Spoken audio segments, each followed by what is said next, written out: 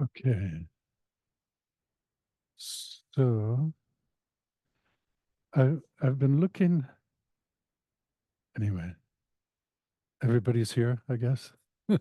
It is 7 o'clock, so I'm just going to go forward. Um, I've been looking at these chapters that we're directly dealing with.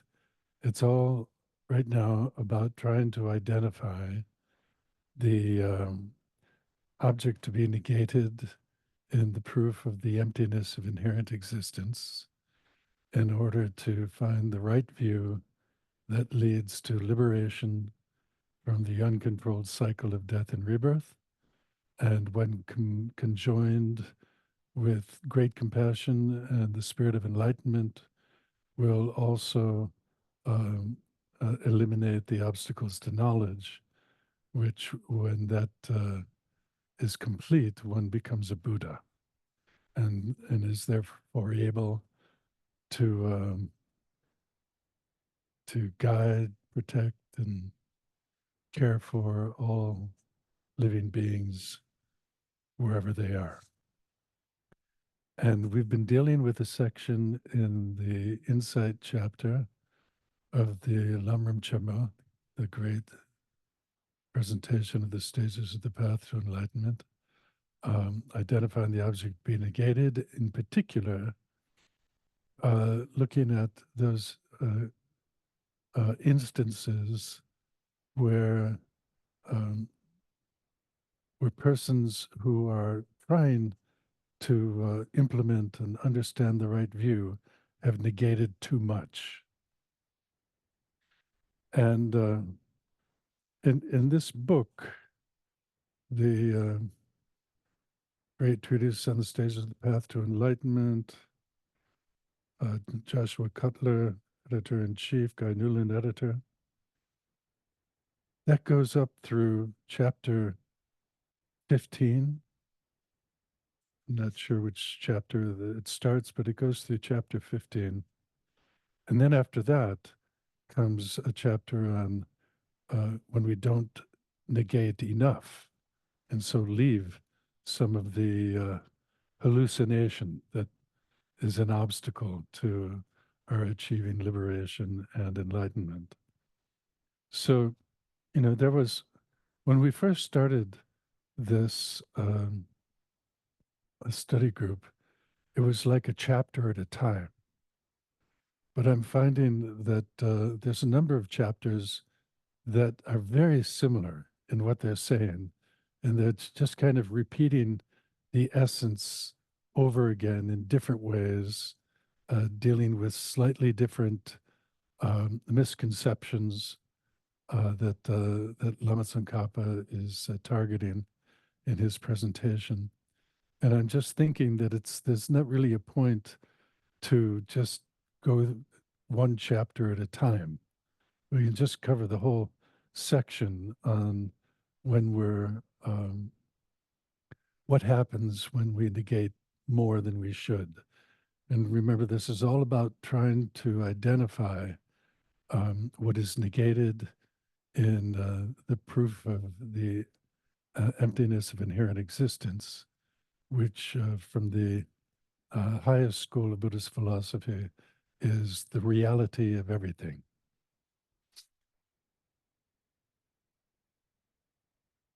So does everybody understand that? Okay. So uh, as I said before, the negating, when we negate too much, what is happening is that when there is a negation of inherent existence, then people are thinking that that means we're negating existence. So there's a confusion of non-inherent existence with non-existence and inherent existence with existence. Okay, so that's the confusion that we need to be sure that we're uh, not victims of. And I was thinking about this, and there's so much talk about this thing called inherent existence or intrinsic existence or intrinsic reality or things appearing to exist from their own side. And, maybe in ancient India, uh, amongst non-Buddhist philosophers and Buddhist philosophers, the term inherent existence or intrinsic existence um, was well understood. But for most of us, the first time we've ever heard it was in the context of hearing the presentation of re reality from the highest school of Buddhist philosophy. And it doesn't have the same impact because for us, it might be difficult for us to know what inherent existence means. We're familiar with the words. We've heard them so many times now, or read them so many times, but to actually identify it, uh, that's that's the key. And one of the benefits that I've personally experienced while going through this material so far is we've heard that the best reason to understand why things are empty of inherent existence is the reason of they being dependent arisings, which mean dependent means that things are dependent upon other things, and arising means exist. So they exist by depending upon other things than themselves to come into existence. And in the short teaching by Lama Tsongkhapa on the three principles of the path, not the yeah, the three principal aspects of the path, he talks about when you know you've got the right view. And you know you have the right view, he said, when when your understanding of emptiness is an antidote to nihilism, or the claim that things don't exist, and the understanding of dependent arising is the antidote to inherent existence. So usually it's the other way around, that emptiness, it's the emptiness of inherent existence. So you know that things are not inherently existent. That's the meaning of emptiness. And then you rely upon the reasoning of being a dependent arising to understand that things are empty. So, but to use emptiness to understand that things are dependent arising, that's interesting. And that's something that was starting to, appear in my mind when meditating on emptiness. I can just look at any phenomena and understand that it's a dependent arising, and then just by that knowing that it's empty of inherent existence, and knowing that it's empty of inherent existence, knowing that it's therefore a dependent arising. And the point that Lama Tsongkhapa, how he makes that in this presentation, how he brings that to mind, is that saying that if things inherently existed or intrinsically existing, or in other words, existing from their own side, or there being the thing there that has the name that we're used to calling it, such as a chair. So there's a bunch of chairs here, and we know the name chair, and what is it that we are labeling the chair? If there's a chair there that we are just giving the name to a chair, then you would have to identify the chair independently from the various parts of the chair, right? Such as the back of the chair, the seat, the legs. So none of those individually are the chair, right? And so, And all of them together, you have a combination of non-chairs is not a chair. And and and so we know through that kind of analysis that that there's no real chair there waiting to be called the name chair. That and that from that we can understand that the chair comes into existence by our thought of a chair and using the term chair, and that and the reason why the thought and term uh, come up in our mind is because we've learned the customary use of the term chair and how to designate an object as being a chair. But without that designation, there's no actual chair waiting there. There's the back of the chair, there's the seat, there's the four legs, but none of those is the chair. So, and Lama Tsongkhapa says, well, if the chair inherently existed, then we could remove all of those things that are not the chair, and then the chair would still be there. And furthermore, if the chair inherently existed or existing in its own right, then it wouldn't be depending upon anything else for its existence. And it wouldn't be depending upon causes and conditions, for example, for its existence. It would be existing through its own being and appearing to our mind through its own innate power, like that. And and because it would be independent of all causes and conditions, it would be utterly still. It would be a permanent phenomena. And you wouldn't even be able to see it because light would not reflect off of it to stimulate our eye sense power like that. So, and Lama Tsongkhapa presents a number of times, well, if something exists, it either inherently exists or it arises by depending upon other things. So if it is empty of inherent existence, then by necessity, it has to arise through depending upon other things. So by understanding that something depends upon other things, you can know that it's empty of inherent existence because the two uh, contradict each other. Inherent existence is contradicts dependent arising contradicts inherent existence, things existing in their own right, like that. So it's either one or the other, and then through reasoning, we prove that it's not inherently existing, and therefore, and use the reasoning that it's because it's dependent arising. So if it's empty, it has to be a dependent arising. So you can say that the chair is a dependent arising because it's empty. Of course, understanding emptiness is a little bit harder than understanding that things are products.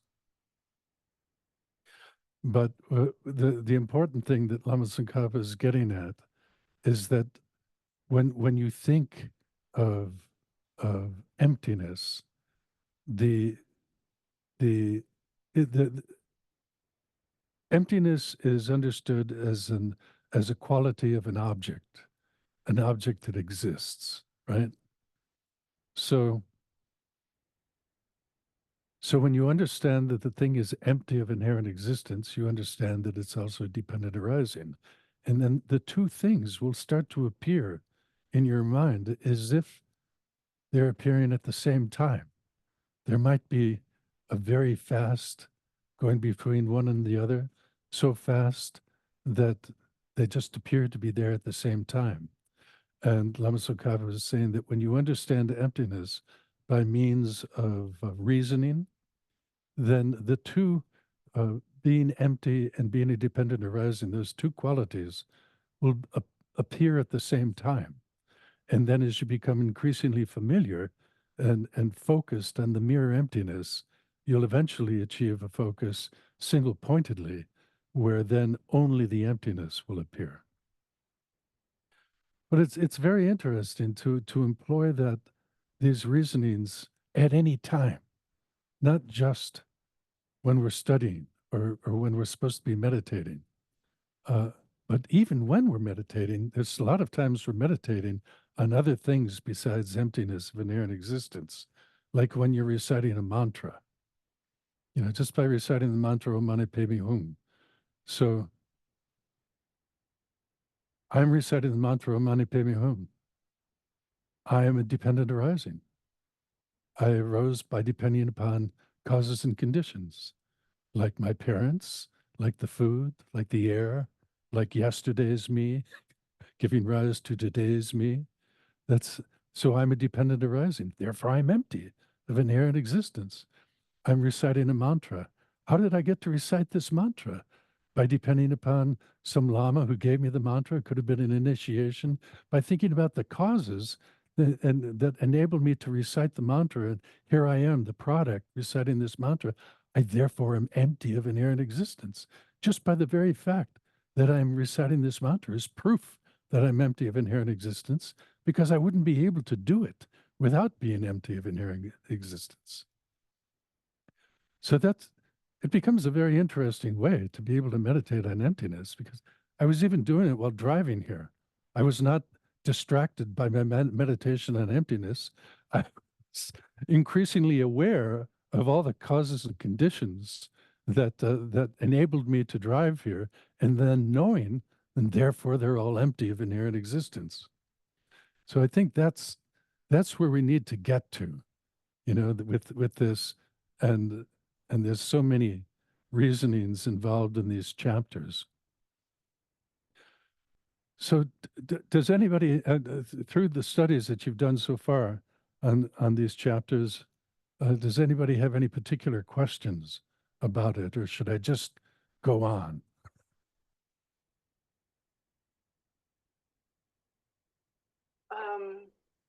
I have a question. And who is this? Toby. Toby, good. I couldn't quite hear you. Now I got Okay, you. can you Now hear I me got you. now? Yes, I can. I hope I can state this question clearly. In trying to understand what happens if you have a nihilistic view, and what happens when you have an absolutist, I call it an absolutist view. Okay. If we're thinking about suffering, like our anxiety, our unhappiness, all of those, our tension, that things that we experience, what is the difference between how an absolutist looks at that and how a nihilist looks at that? Is there? Okay. So right now, the absolutist extreme, or the eternalistic extreme, or the permanent extreme, Mhm.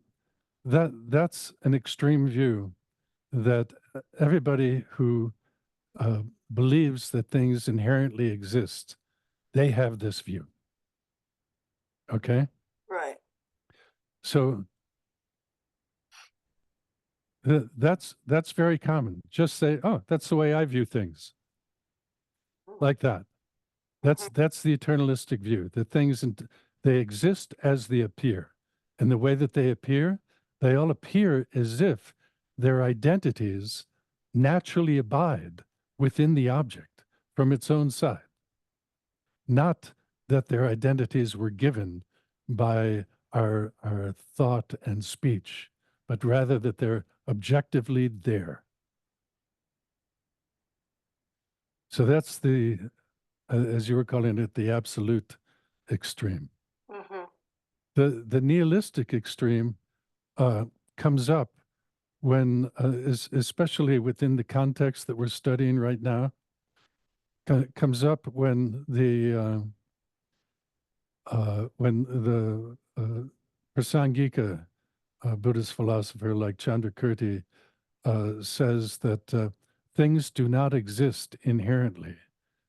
The identity does not exist objectively from its own side and through its own power appearing to the mind. And then people will think, well, wait a second, if it doesn't exist like that, it can't exist at all. Okay? And they might be students of great Buddhist philosophers. And so then they come forward based with confidence based on following what their teacher taught. And for example, one of the great Buddhist philosophers of ancient times, around, I don't know, 7th century time period, was Dignaga. No, not Dignaga. I'm thinking of Dharmakirti. And Dharmakirti, through a number of his texts, gave a presentation of what the two truths were. Okay? And so for him, the ultimate truth, he said, was impermanent phenomena, because they are able to perform a function. And for all of us, all that we want to know is what will get me to where I want to go. And therefore, what their main interest is something that has the ability to perform the function that one needs. And says that's our ultimate objective, is to find that. And he said, permanent things, on the other hand, are just creations of thought. They don't have any ability to perform a function. They're abstract phenomena, like permanent space and also other things called generalities, or in Western parlance, the term is universals. So an example of a generality would be chair in general. Okay? Now there are specific chairs, and a specific impermanent object is specific in the sense that it occupies a place and a time and is doing that uniquely. And it also, its very nature is unique. Because it's changing moment to moment and producing effects and things like that. So it's a unique, specific thing. Whereas chair in general can exist in many different places at many different times, right? The chair in general. And so the chair in general is something that's created by thought. And there's a specific presentation of how thought creates a general object, but it's created by thought. And it's said to be, it apprehends its object through excluding everything which is not the object. There's terms like the opposite of everything that it's not. So when one thinks of chair in general, one is thinking of the opposite of everything that's not a chair. But what is that? That's just a chair. And then one has this idea in mind, and as what appears to the mind when you're thinking of chair in general. And then there's a specific chair which you then label as a chair because it fits this general exclusionary way of this specific chair is the opposite of everything that's not a chair. It fits. The generality and the specific fit together like that. So he said that this generality object, for example, the chair in general, is a conventional phenomena. He almost didn't want to call it a truth, but he had to. But it's like it doesn't exist. It just hardly exists. It only exists for words and thought. That's all. It doesn't perform any function. So, and when he and his, he also he wrote this one famous book called The Pramanavartika, which was a commentary. Well, it's not just a commentary. It's based upon the book of Pramana Samuchaya, I think, by Dignaga. And Dharmakirti didn't like that. Dharmakirti knew who Dignaga was.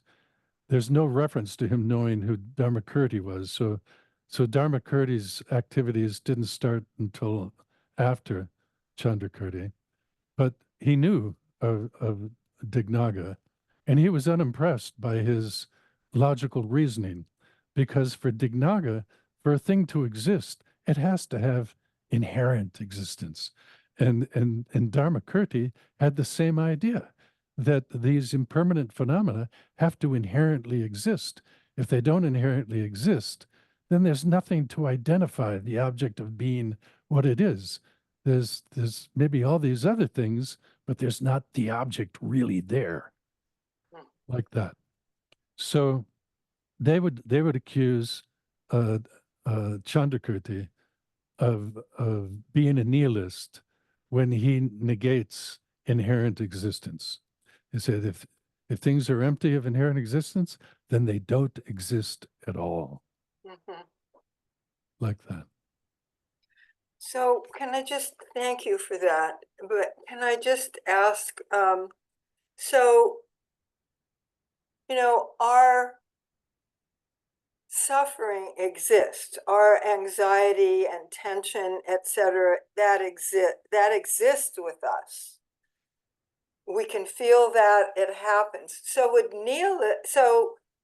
if you're an absolutist, would you feel that that arises from causes and conditions, but there's nothing you can do about it? Or both of Oh, them think that they just arise and nothing you can do about them? no, no, they don't. Uh, so we're talking about other Buddhists, okay? Other Buddhist schools of thought. Yeah. And they follow the teachings of the Buddha, including his teachings on samsara and nirvana, and how negative actions produce suffering and positive actions produce happiness. They believe all of that. Mm-hmm. So they don't see the same consequence as the Buddha taught in the second turning of the wheel, that Nagarjuna clarified, and that the other Madhyamikas further taught. They don't see the consequence that inherent existence means that a thing has to be permanent and therefore does not depend upon causes and conditions, I see. like that. Okay, thank you. And so Lama Tsongkhapa, within these chapters that we've been studying, he he presents that that the conventional truth, all these objects that exist except the emptiness of inherent existence, all these objects, such as the law of cause and effect, that negative actions produce negative results, positive actions produce positive results, that acting in such and such a way, believing in the appearances that ignorance produces, give rise to the afflictions and cause one to cycle uncontrollably in death and rebirth and all of that, and that there's a path, the four truths, right? That there's suffering, and suffering has causes. Those causes can be eliminated, and there's a path leading to the elimination of those causes. So they believe in all of those things, and that's why they accuse Chandrakirti of being a nihilist, because he refutes the existence of inherent existence, which they see inherent existence and existence is the same for them, and so they believe in all of that. But when you make an ultimate analysis, you see that that the object, whatever the object is, can't be existing from its own side. There's no denying that fact from when you make an ultimate analysis. But just all that one is refuting through that ultimate analysis is an object existing from its own side through its own power. And that means not being a dependent arising. Okay? So the Madhyamika will say that things are still dependent arisings. We're not refuting that. And then they might say, well,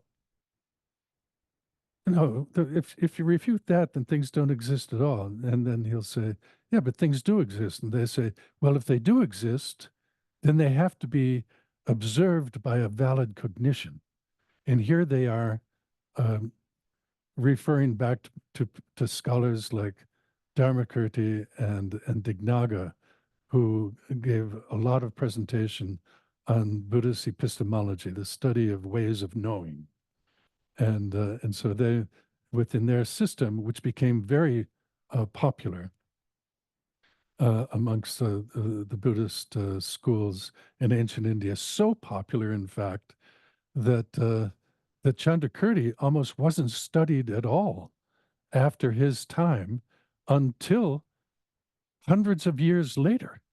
He was like born in the last part of the 6th century and operated in the first part of the 7th century, like that. And it wasn't until Atisha went to Tibet, and Atisha went to Tibet in the 11th century, early 1000s. He said that if you want to understand the right view, study Chandrakirti. So it changed, things changed. But before that, the great scholars were scholars like Shantarakshita and Kamalakshita, and they did not follow the Prasangika view of Chandrakirti. They followed like Bhavaviveka and a kind of combination of understanding both Dharmakirti and Bhavaviveka, like that. But so Dharmakirti became very popular, and so his presentation of how to know things, whether something exists or not, it's a question of whether it's observed by a valid cognition, right? So Lama Tsongkhapa, there's a chapter here where he explains how um, uh, the conventional objects are observed by valid cognition.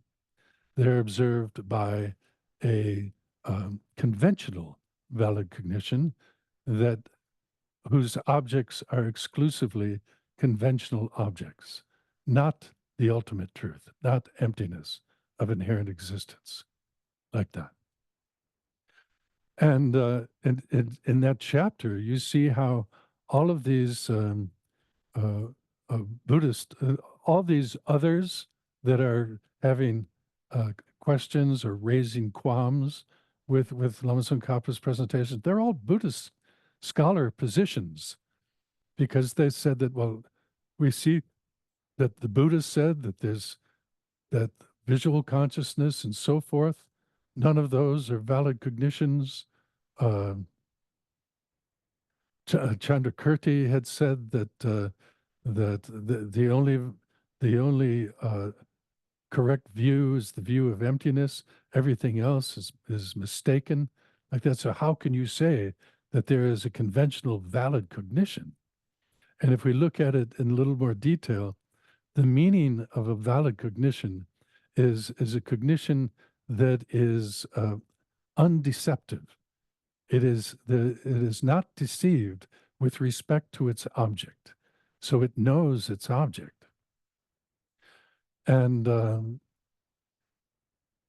so so the critics of Lama Tsongkhapa would say that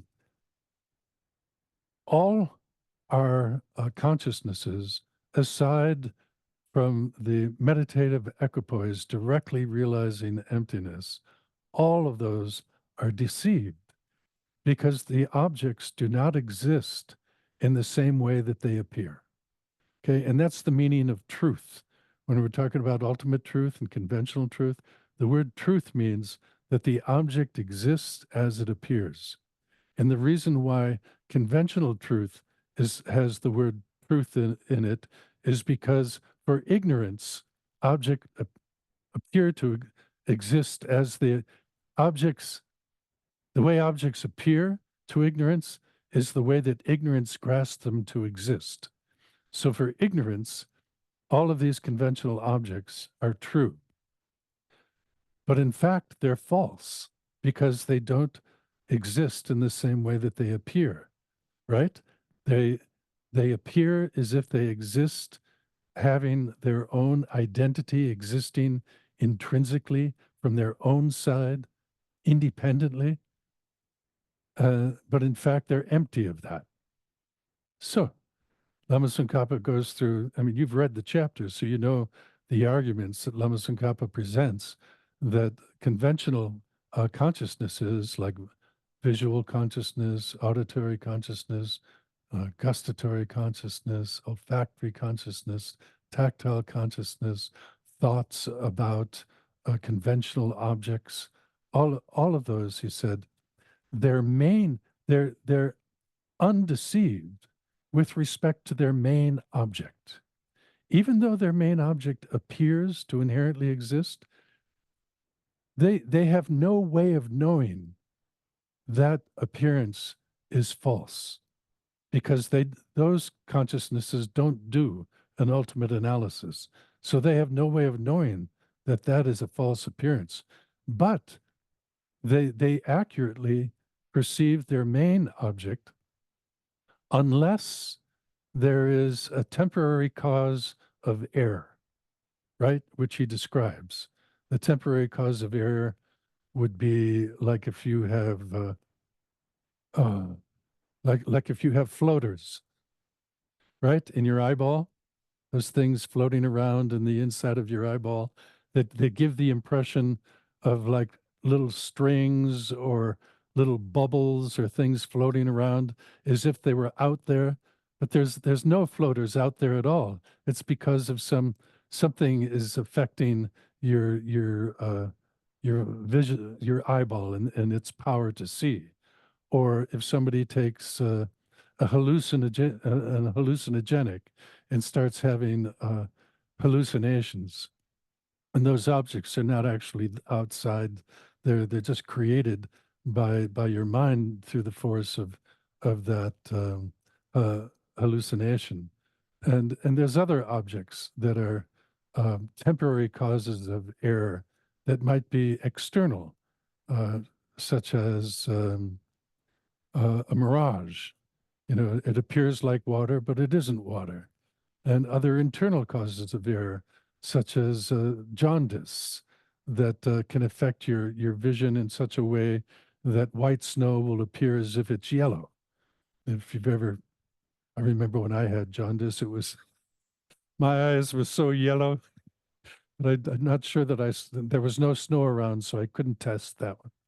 So if there's no temporary cause for error, then those consciousnesses are undeceived with respect to their main object. And so he says, therefore, they are valid with respect to their main object, and we have plenty of experience of testing the validity of those cognitions, because the way you test the validity of it is whether or not by relying upon that knowledge that you can achieve what your aim is. So if you're thirsty and you see a water cooler and a cup next to it, and you go over there, you can take the cup up, go by and open up the tap, and water comes out of it. So you've just tested the validity of the visual perception accompanied by the thought, which identifies this object with a certain shape as being a water cooler. like that. So we've got all these tests that provide us with some confidence in our conventional cognitions. And so, and that is Lama Tsongkhapa's argument, and his argument about valid cognition for conventional valid cognition is really useful, because right after Lama Tsongkhapa passed away, he was attacked because of giving that presentation that there's such a thing as a conventional valid cognizer. And there were others who, I mean, that was in the 15th century, and then even in the 18th century, there have been, I think it was Mipam Rinpoche, who's in the Nyingmapa tradition. He criticized Lama Tsongkhapa for those presentations.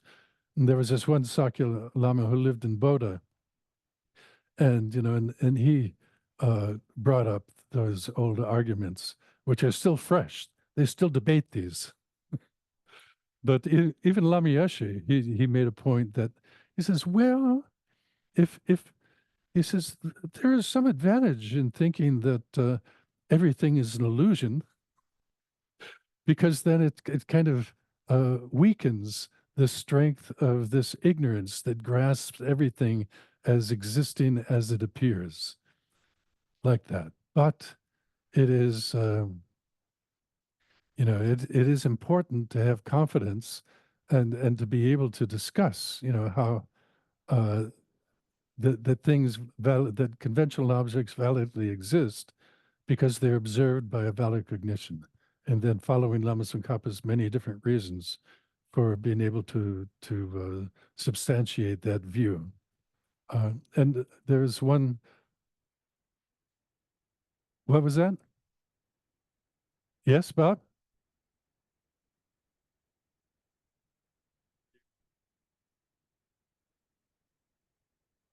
Yeah, you have to unmute yourself, Bob.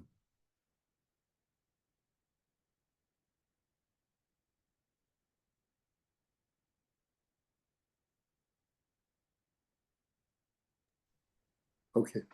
I have a question that follows up from what Toby was asking, but I wanted you maybe to finish what you were saying before I pose my question. Okay.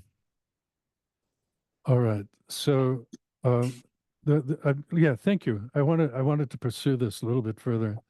There's one contemporary scholar that I follow a lot. I like his points of view, and he's kind of the scholar's scholar. His name is Tom Tillemans, and we both studied Tibetan debate at the same time with the same teacher in Dharamsala. But he was really a great linguist. Went on to become an expert in Tibetan language, and he taught for many years as professor at a University of Lucerne, I think, in Switzerland, and also in Austria and other places like that. He's from Canada, but he he believes that this point that Lama Tsongkhapa makes of that conventional, that there's a conventional valid cognition, he said, is so important at this point, because he said, you can read Chandrakirti and you see these other quotations that the critics are using in the chapters to refute Tsongkhapa and this view, and Tsongkhapa has to defend it and so on, that there's so many quotations as if all other consciousnesses besides the wisdom directly realized in emptiness are all mistaken and just hallucinating, like that. So, and he's thinking that Lama Tsongkhapa really makes the Prasangika view a much more interesting philosophy, because otherwise, if you follow the point that that the Prasangika philosopher doesn't argue with the world about how the world sees things and just accepts things the way the world sees them, then you're in big trouble. It's, as a philosopher, that's the worst, because the world changes as they discover new things, and also you end up getting into some kind of extreme of relativism where there's nothing right or wrong.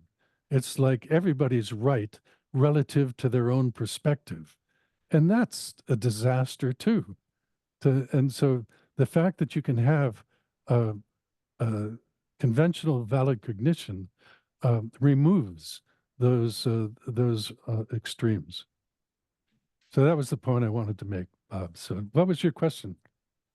Let's assume someone is a correct, valid cognizer. The way I heard Toby's question was, let's say somebody suffers from depression or exhilaration, or just like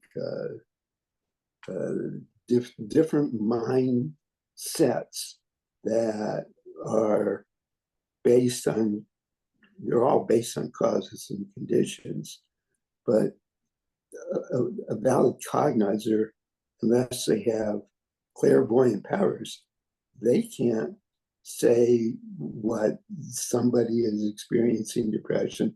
And maybe they say, oh, that person has, their depression is essentialist or inherently existing or something like that. So how do people address those issues in terms of mental phenomena as opposed to physical phenomena?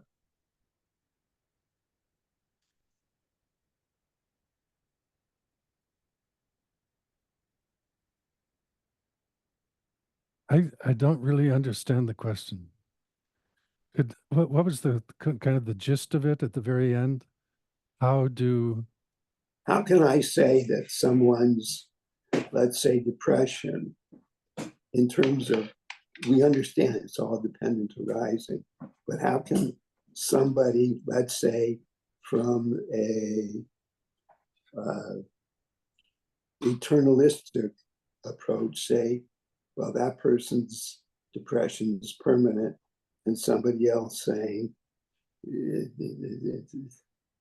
it's like a nihilistic view. I don't know if it makes any sense, the question. Maybe it doesn't. I don't know. Okay. Well,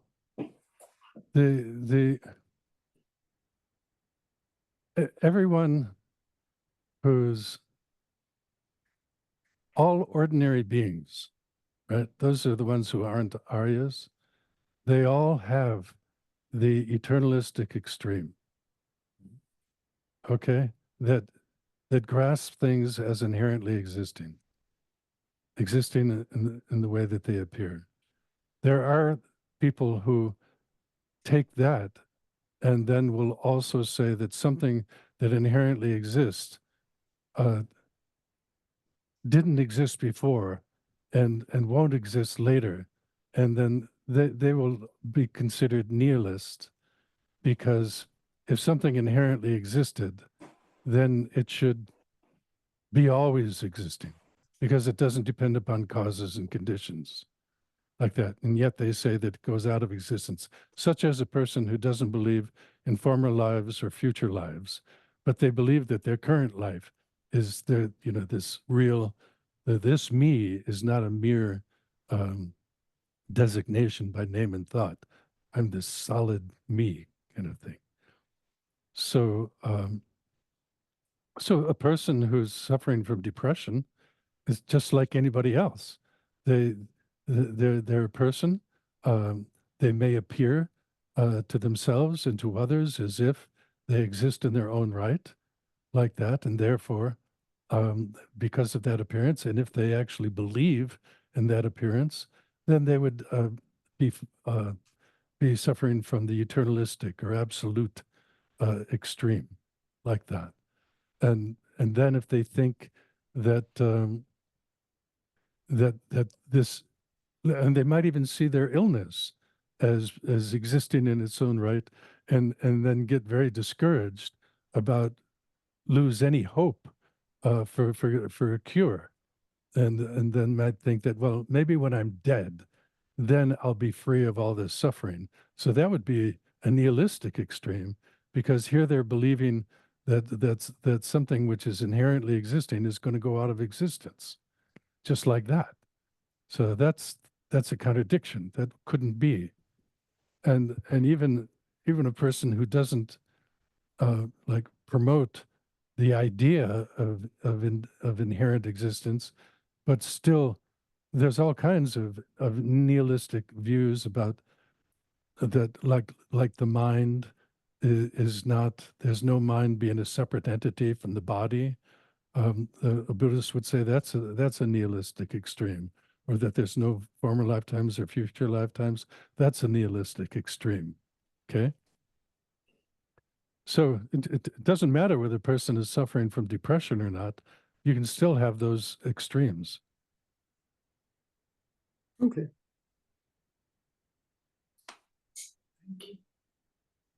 Thank you. Okay. So yeah, the very, and even now the like the definitions of ultimate truth and conventional truth that are learned in the great Gelug monasteries, they they all use um, conventional valid cognition as the necessary condition to identify a conventional truth. They don't even use the term, um, it's a conventional object that is false. They don't say that.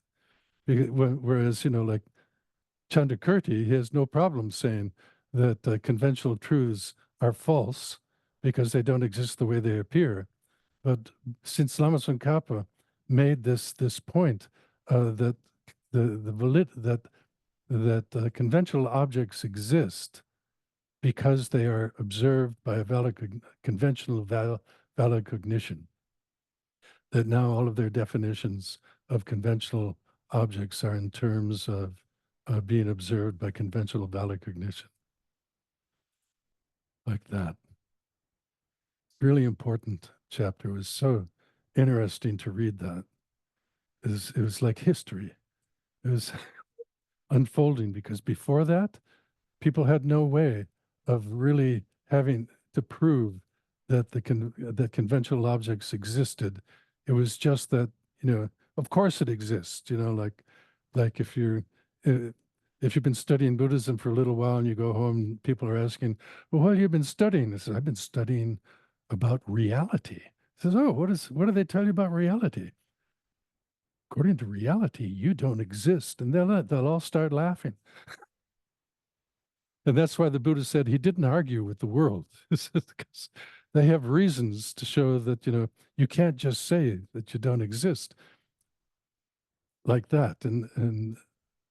But it was, it was Lama Tsongkhapa giving that presentation, because by the time Lama Tsongkhapa was operating, the views of Dharmakirti and Dignaga, especially Dharmakirti, were so strong, so well accepted, so well argued for so many uh, hundreds of years, that people by that time uh, fully had full confidence and understanding of the meaning of the term valid cognition. So uh, something, the definition of existent is being observed by valid cognition. So, like that.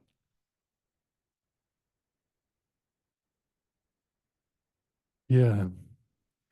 There, there's a number of, usually when I read these chapters, if there's some passage that kind of strikes me personally as, oh, that's so tasty, I'll put a star next to it. And I was thinking, well, maybe I'll just read the parts that are stars if nobody wants to discuss something or like that. But there's so much to discuss, like the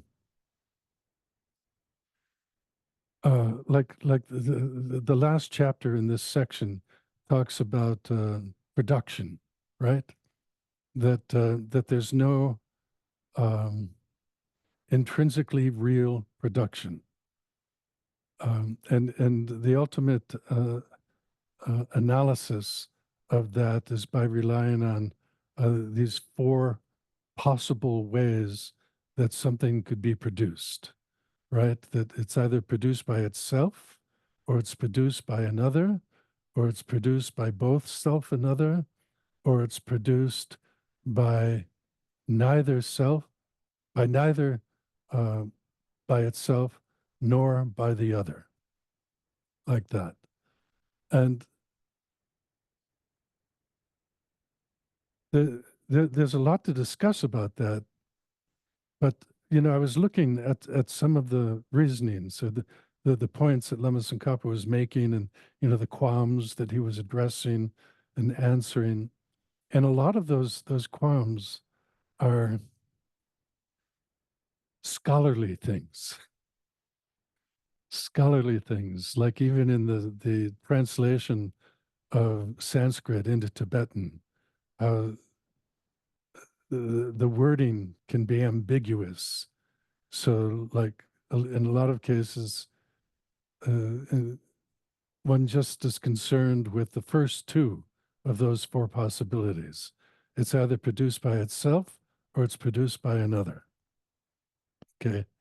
And then, the Madhyamika will come along and say, none of those are valid. And then somebody who's defending that position says, what do you mean none of them can be valid? It's got to be produced by itself or something else, or it wouldn't exist at all. And the Madhyamika will say, well, of course, it's not produced by itself. The Samkhyas might believe that, but it's not produced by itself, because if it already exists at the time of the cause, then there's no need to produce it again. It's already existing. So so it must be produced by another, some different thing. But then the Madhyamika will come along and say, yeah, but you're talking about an inherently existing product being produced by an inherently existing cause. And so that means that the product, whatever it is, its identity already abides in itself, like the sprout. The sprout has the sprout identity already there from its own side.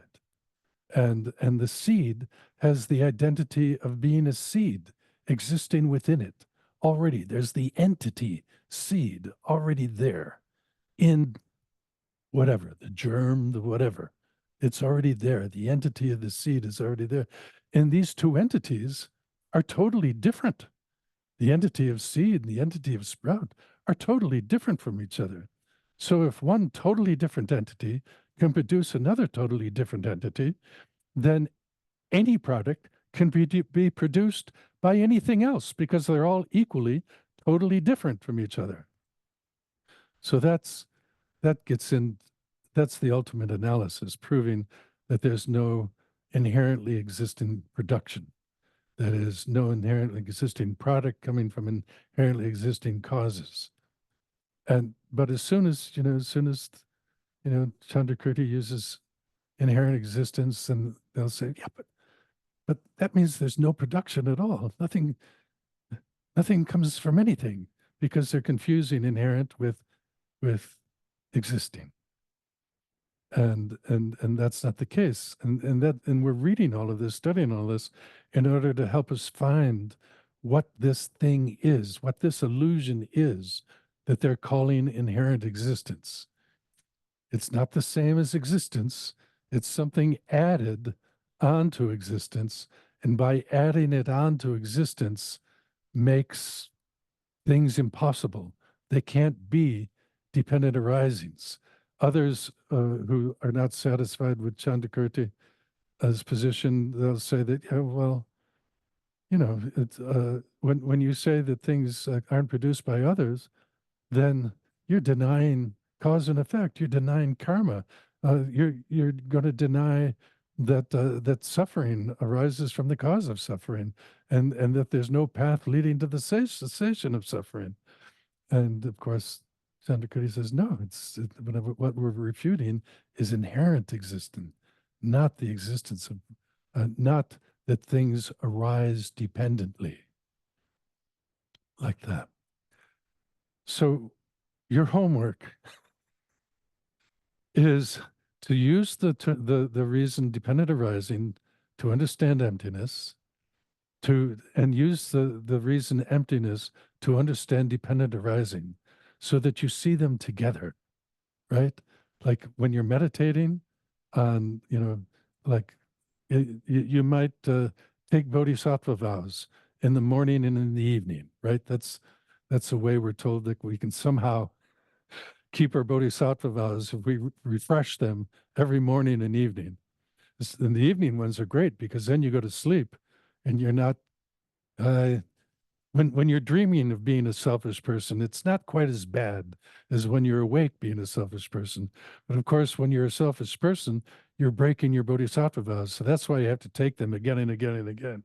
And it's fortunate that the Buddha allowed us to take them by ourselves once we've taken them the first time in a ceremony with somebody who provides us with the vows for the first time. Then we can take them by ourselves again and again. Okay. So there's something that we need to decide. And we're coming to the end of this group of 6 weeks that we've been doing this. And if you're finding this useful, you might want to do another 6 weeks. And so the spiritual program coordinator, Rami, said, she's looking at the calendar of what's available. And so I would like you, let me see if I can bring this up. There's Yahoo. There's all these. Oh, there we are. And here we are. So we can begin another 6-week period starting the 5th of June, going to the 10th of July. But then it will have to be on a Thursday. If we want to continue on Wednesday, then it will have to begin on the 26th of June, going to the 31st of July. Let's discuss that for a moment. Any ideas? Does anybody thinks that don't count me in, I've had enough?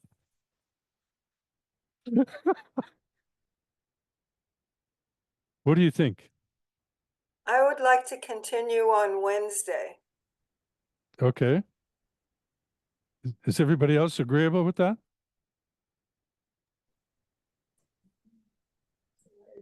Yes, that's fine with me. Okay, very good. Me too. Okay, good. Thank you. So, okay, very good.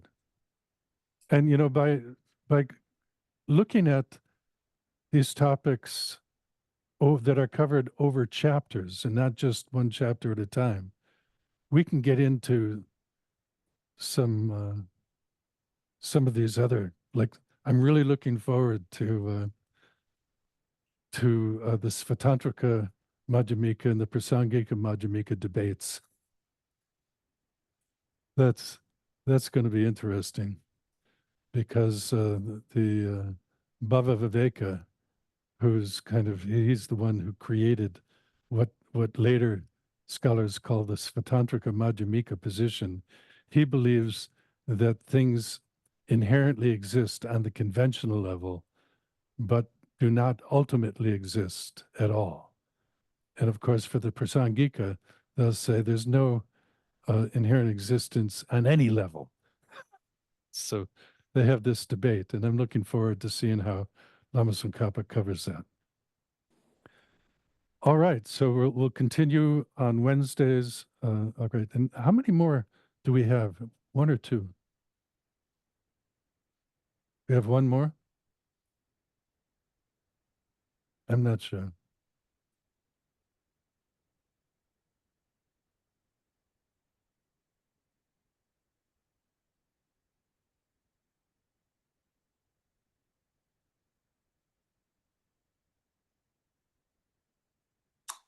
In the meantime, do you have suggestions as to what chapters we should be reading?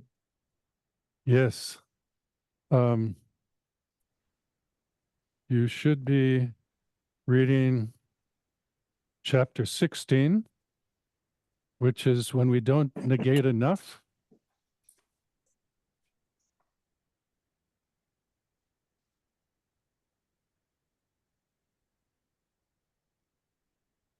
And chapter 17, the actual object to be negated.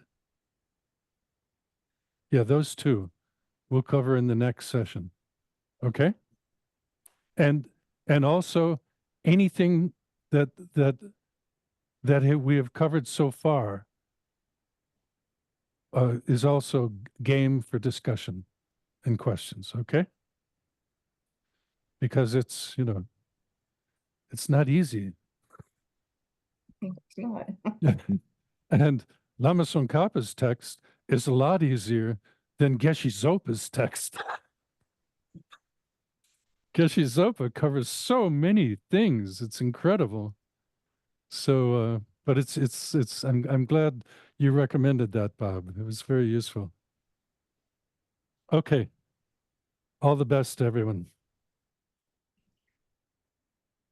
See you next Okay. Wednesday. Bye, Bye-bye. Pende. Bye-bye. Bye. Thank you. Thank you. Thank you. Goodbye.